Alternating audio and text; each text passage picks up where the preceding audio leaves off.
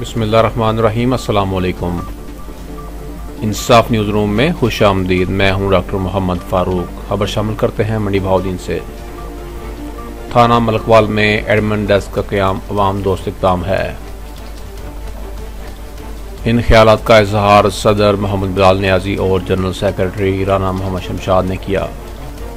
हमारे नुमाइंदे की रिपोर्ट के मुताबिक थाना मलकवाल में एडमिन डेस्क का क़याम IG पंजाब का अवाम दोस्त इक़दाम है।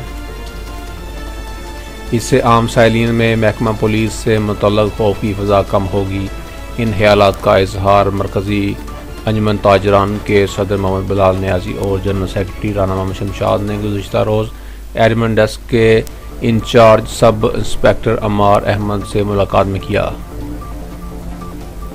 एडमिन डेस्क के इंचार्ज अमार अहमद ने मरकज़ी अंजुमन ताजरान के रहनुमाओं को बताया कि इस डेस्क का मकसद थाना कल्चर तब्दील करना है ताकि आम साइलिन में खौफ का अंसर ख़त्म किया जाए।